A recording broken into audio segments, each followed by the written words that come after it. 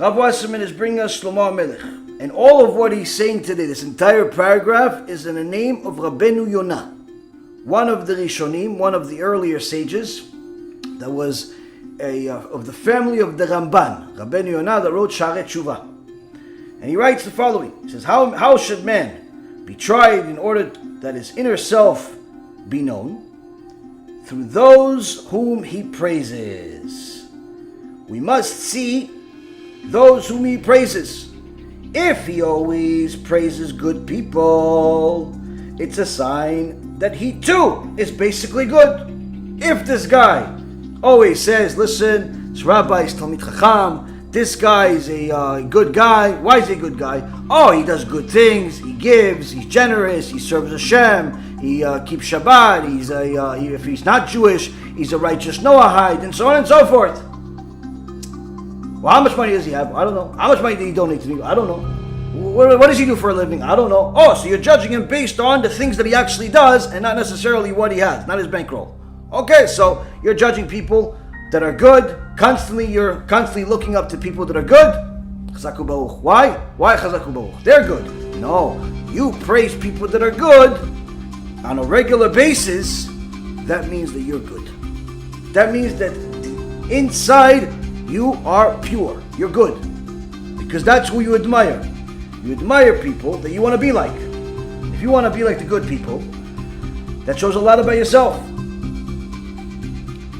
If it is his bent to praise wicked people, evildoers, it shows that he too is to be counted among them. If your superhero are a bunch of wicked people, what does that say? Rabbeinu Yonah says, and Rav Wasserman in his name, it says that you are wicked. And you're going to say, wait a minute, what? Just because I admire Kobe Bryant, LeBron James, and Michael Jackson, and Donald Trump, and Joe Biden, and Osama bin Laden, Obama, and all these people, it makes me a wicked person? Yes.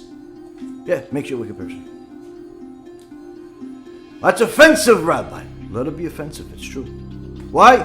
You admire wicked people. Why? Because inside you are one. Simple. Well, I didn't do anything wicked. I didn't kill nobody. You don't have to kill anybody to be wicked. You don't have to kill anybody to be wicked. Killing somebody does make you wicked, but it's not the only thing that makes you wicked. It's not the only thing that makes you evil. The local drug dealer doesn't think that he's an evil person. He says, no, sir, I'm not killing nobody. I'm just giving them what they want. I had a young Jewish kid who says he went to yeshiva. I don't really believe him.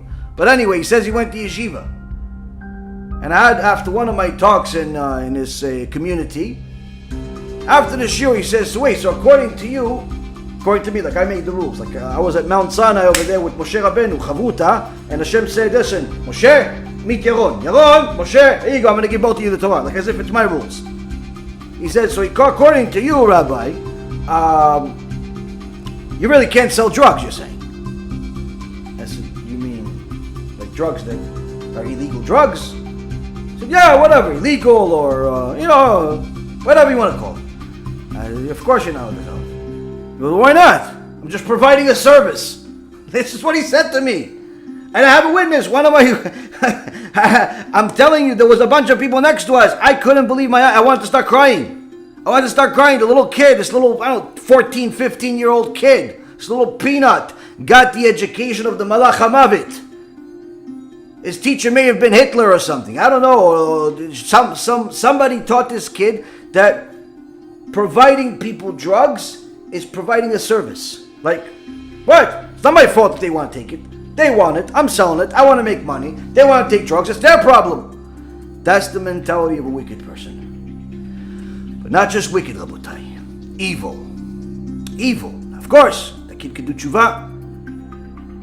Of course, and other people that are doing evil things could do Teshuva. Everybody can change if they want to. As one of my students recently wrote, changes that you make, that's your choice. Meaning that if you want to make a change or you don't want to make a change, you want to change for the good, you want to change for the bad, that's your free choice in essence. You can do it. You can stay a murderer. You can stay an evil person. Or you can be a good person. Depends. You can still continue selling people products that are bad, pretending that they're good.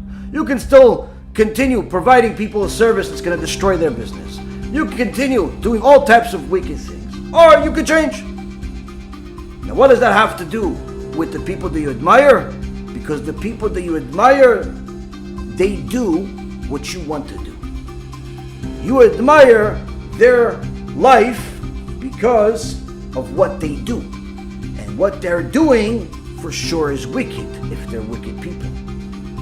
Therefore, you yourself are wicked by default.